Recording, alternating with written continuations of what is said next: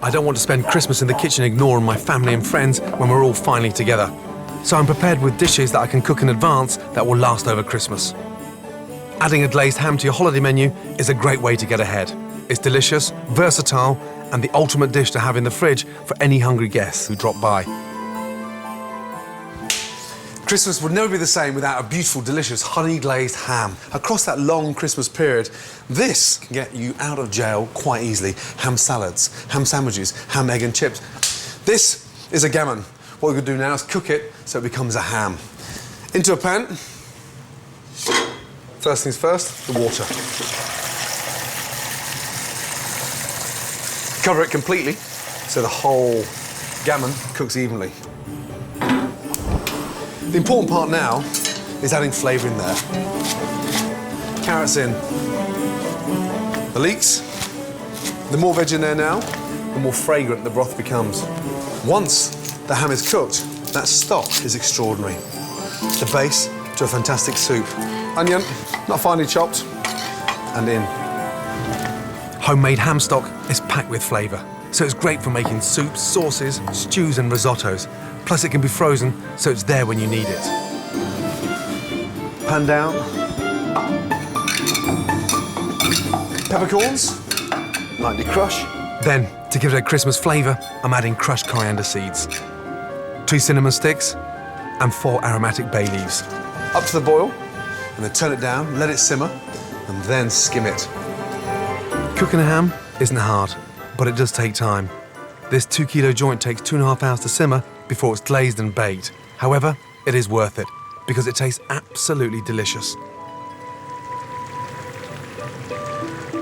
So, the glaze, very, very simple. Demerara sugar, Madeira. That sweetens the glaze, basically a fortified wine. A couple of tablespoons in, and then sherry vinegar. Again, a couple of tablespoons. Honey in. Nice. Bring that up to the boil. The longer you leave it on the stove, the darker it becomes. You want your ham really nice and dark, then cook out the glaze for 3 or 4 minutes. That, I'm happy with. Lovely.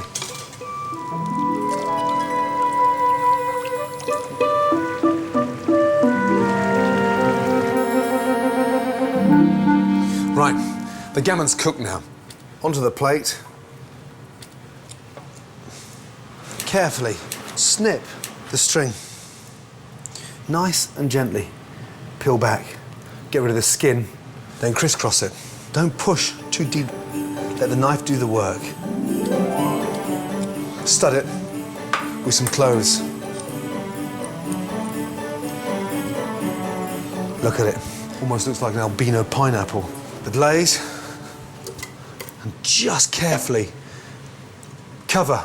Start in the middle and let it work round. Oh, God. Gently, gently, gently, gently. It's not even roasted yet, and it looks amazing. Beautiful. Look at that. Half the glaze over now. Into the oven. 15 minutes.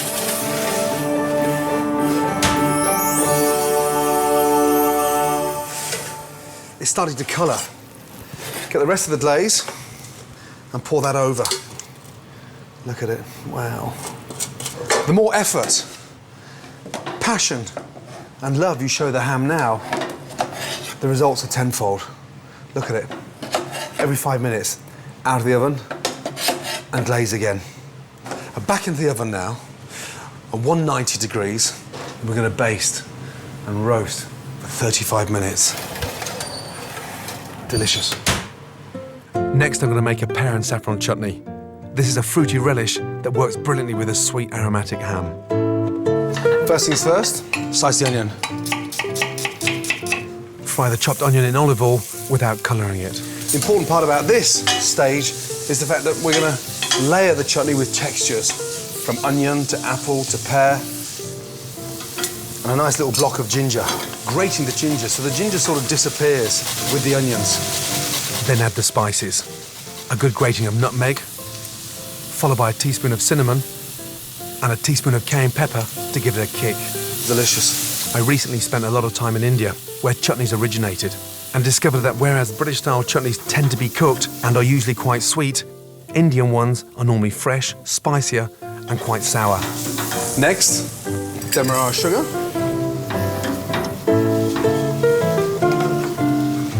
Once that sugar's dissolved, the white wine vinegar, all in. That's going to give it this really nice sort of sweet and sour flavour. From there, our fruit. These are Williams pears. Pear is the star of the chutney, so keep it quite rustic. Next, add chopped cooking apples. Their tartness gives a lovely contrast to the sweetness of the pears. To give it great texture, a handful of sultanas. A pinch of saffron. This gives it a really nice depth, a rich golden colour. Saffron is the world's most expensive spice. It's made from the dried stigmas of the saffron crocus flower, and as a general rule of thumb, the deeper the colour of the threads, the better the quality. And to make it lighter, the zest and juice of 2 oranges. The orange and the saffron go brilliantly well together. Just squeeze that in there. This chutney's brilliant with ham, fantastic in salads, but equally as delicious with fish. Whether it's a roasted cod, a grilled fillet of mackerel, it goes brilliantly well. Bring that up to the boil. Cook that out for 15 minutes. Now, tomatoes go in at the end, and that brings a certain amount of freshness to the chutney. Really helps to give it that nice texture. Mix that in, and literally cook it out for 30 seconds. What's great about this chutney is that as it matures, its flavour gets better and better, and it will keep for up to 6 months. Fill up the jar, and that is going to deliver amazing flavour across Christmas.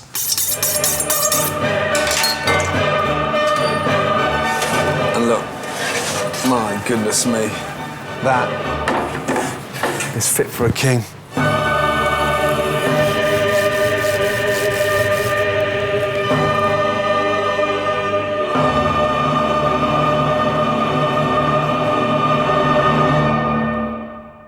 My new version of beef Wellington retains the luxuriousness which made it brilliant in the first place, but gives it a seasonal lift.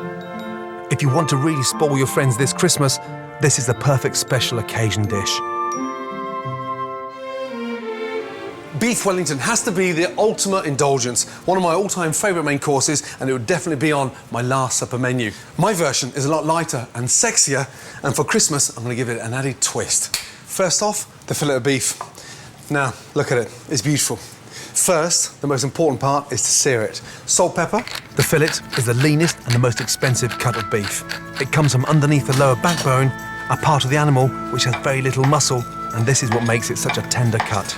Very, very hot pan, olive oil, and literally roll it around the pan. We're not cooking the beef, we're just searing it, which will really help to give another layer of flavour and beef in. Lovely.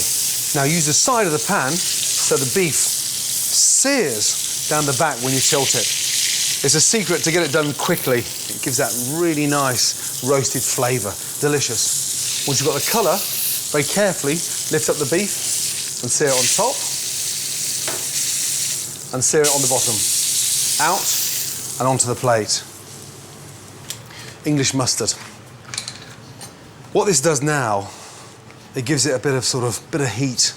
Just lightly brush the mustard over the beef. So really important that you do this as the beef comes straight out of the pan. And as the beef starts to cool down, it absorbs all that heat from the mustard. Horseradish is a really nice alternative as well. Just leave that to sit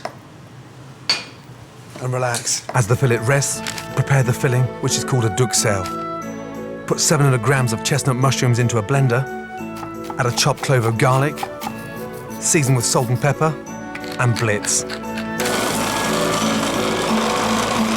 Christmas wouldn't be Christmas without chestnuts. And just crumble them in to the mushrooms. The chestnut's sweet, nutty flavour works brilliantly with the earthy taste of the mushrooms. And because they contain more starch and less oil than other nuts, they have a much softer texture that is perfect for the filling. That smells amazing. Smells like Christmas. Once the mixture is finely chopped, cook in a hot, dry pan. This removes the water from the mushrooms and intensifies the flavour.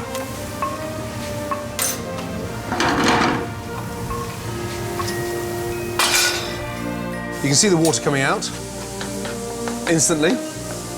Such an essential stage, really critical to the success of the Wellington, that you dry those mushrooms out and get rid of all that water. Take the mushrooms up even further, some fresh thyme in there, which will make it really nice and light and fragrant. When all the water's been fried off, remove from the pan and leave to cool. Then start assembling the Wellington. Stage 1, wrapping the beef fillet. First of all, these wonderful slices of Parma ham. And look, beautiful. Overlap it and set it there. So the secret of overlapping the Parma ham is to make sure it contains all those juices coming out of the beef. In the traditional recipe for beef Wellington, a thick chive and spring onion pancake is used instead of ham. But the Parma ham makes the dish much lighter, and its sweet, salty flavour really complements the mushroom and chestnut filling. A little touch of pepper. No salt, because the ham is naturally salty. Just a little twist of pepper. And then from there, your mushrooms.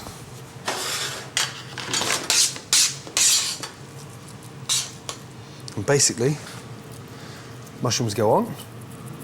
Use the back of the spoon to spread them nice and thinly. Half an inch from the ends. Rumples. No. Hop it. Every time there's meat, out he comes. Next, lay the beef on top. And very carefully, fold that over. Now, we're going to lift that up and wrap the beef nice and carefully. So all that mushroom and Parma ham is encasing the beef all the way over. Push it nice and tight, roll it nice and tight, and go all the way over. Now, the secret from here is to really let the cling film do the work. Just nip it at the ends and squeeze. And what we're doing is just creating this wonderful sort of cylinder shape off, and then just twist it nice and tightly. And the tighter it is, the more perfect the shape. Then place in the fridge for 15 minutes to firm up.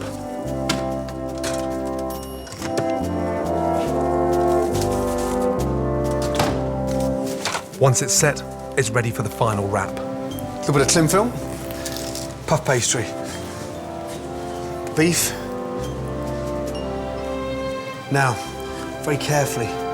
First, roll the puff pastry over the beef until the two edges meet. Then trim off any excess pastry and twist the ends together to ensure the beef is completely sealed in its pastry case. To set that perfectly and get it really nice and firm, to make it really cylinder type, cling film over and just pull that nice and tight.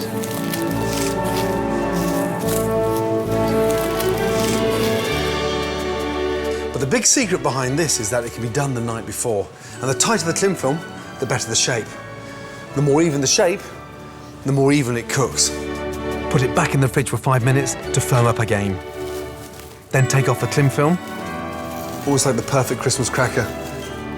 To give the pastry a lovely rich golden brown colour when it bakes, brush it with egg yolk. And then finally, you don't have to do this, but it's a chefy thing. A little bit of decoration. Back of the knife, down, and then just twist and mark the pastry. When it comes out of the oven, it's got that wow factor.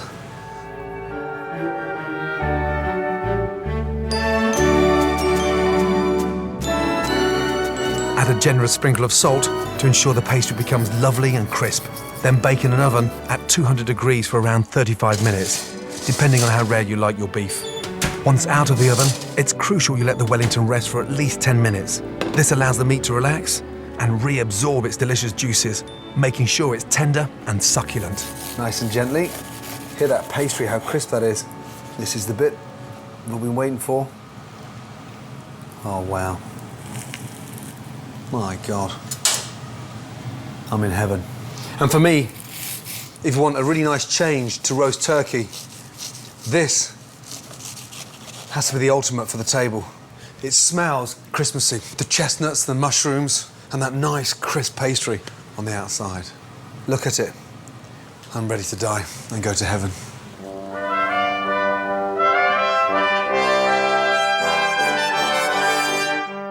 For a really special occasion, I love to serve my beef Wellington with gloriously creamy mashed potatoes and shavings of exquisite white truffle.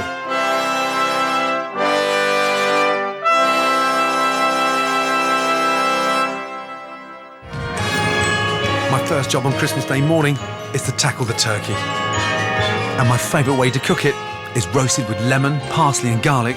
It's fantastically aromatic, really easy to do, keeps the meat succulent and tastes absolutely delicious.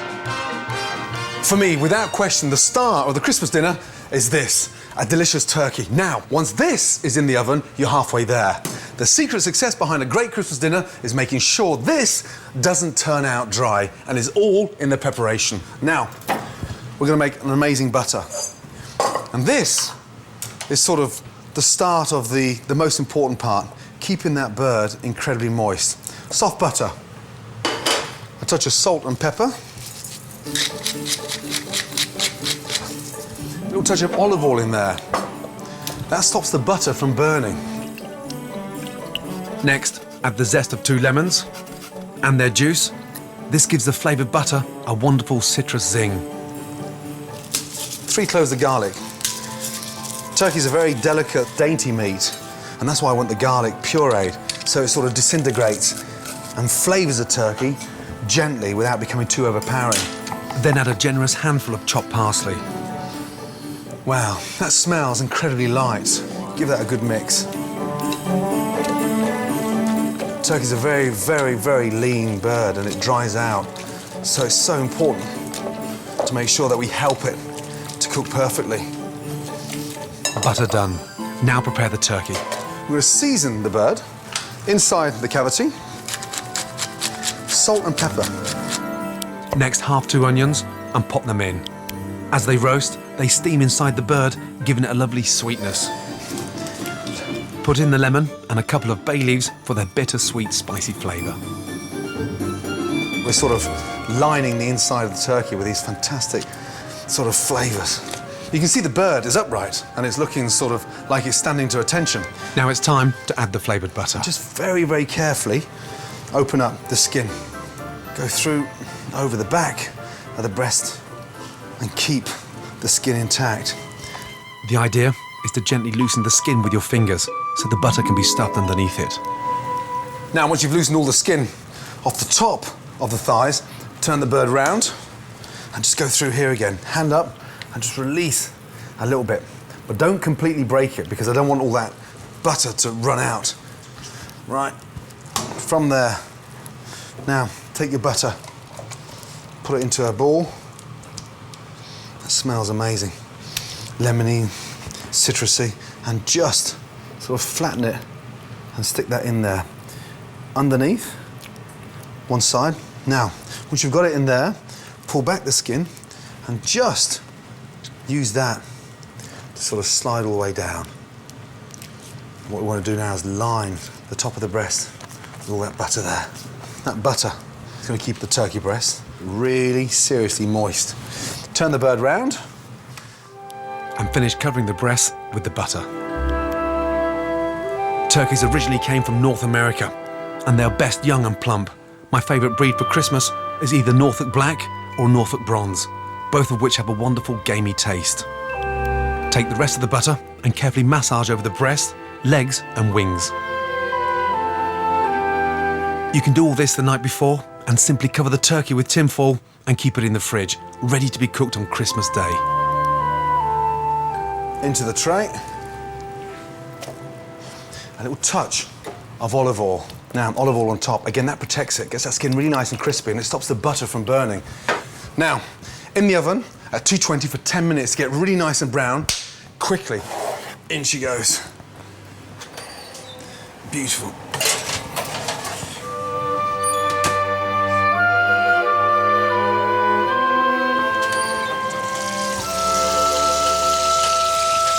Smells fantastic. After 10 minutes, take the turkey out of the oven and baste. Then cover the breasts with smoked streaky bacon. What I want to do is add a little bit more flavour. I'm already starting to think about my gravy. So the bacon protects it, stops it from drying out, but it's going to start to really give my gravy a wonderful base. Turn down the oven to 180 degrees. This 5-kilogram bird will feed 8 people comfortably.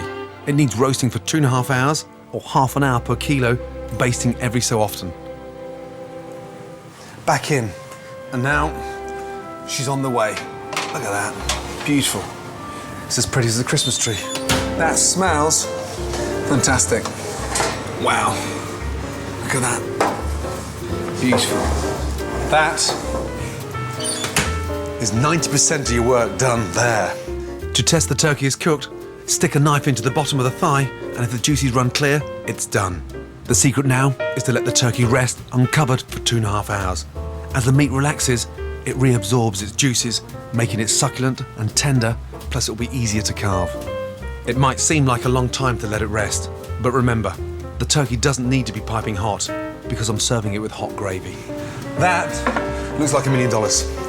Let that rest, because the flavour will be 10 times more exciting once it's rested. The key to pulling all the different elements of your Christmas dinner together on the plate is the gravy. My recipe for turkey gravy, made with cider and walnuts, has a wonderful, aptly nutty flavour which beautifully complements the turkey meat and fruity pork stuffing. As that turkey's resting, I want to make the most amazing gravy. And when I say amazing, I really do mean amazing. Drain the excess fat from the roasting tray and put it back on the heat. Then remove the bacon from the top of the turkey and the roasted onions from the cavity. Look at them. My God, they smell amazing. Finally, take out the roasted lemon. First of all, cut up the bacon. Lovely. Bacon into the tray. Hear how crispy that is. That's the start of our gravy. The onion, look at it. Beautiful. Doesn't get any better than that. Chop that up. Onion and bacon in. That smells incredible. When I first got the chance to cook Christmas lunch for the chefs in Paris, they taught me one crucial thing. I was only 21 at the time, but they made me rest the turkey for as long as I cooked it. So I cooked it for 3 hours, and I rested it for 3 hours. What a difference. Incredible. Next, chop up the roasted lemon and add to the tray. Put in a couple of sprigs of rosemary to give it a lovely aromatic punch and fry. Then, add 3 chopped tomatoes, which helps to thicken the gravy and give it a lovely fresh taste.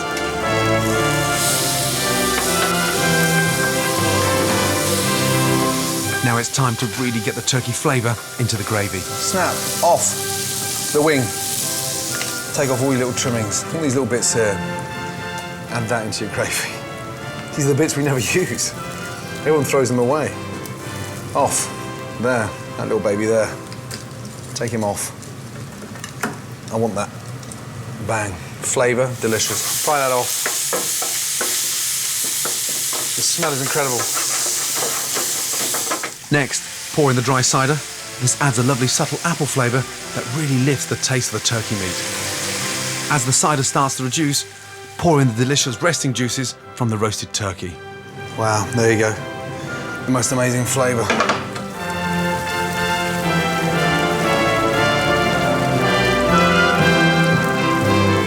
When the liquid has reduced by half, crush the vegetables and the turkey pieces with a masher to extract the maximum amount of flavour. And basically what's happening now is that we're giving the gravy a little bit of body.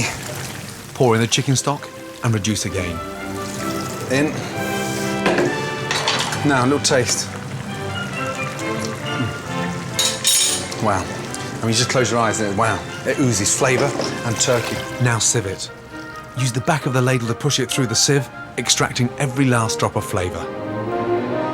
Pop in a sprig of rosemary and leave to infuse, ready for the finishing touch.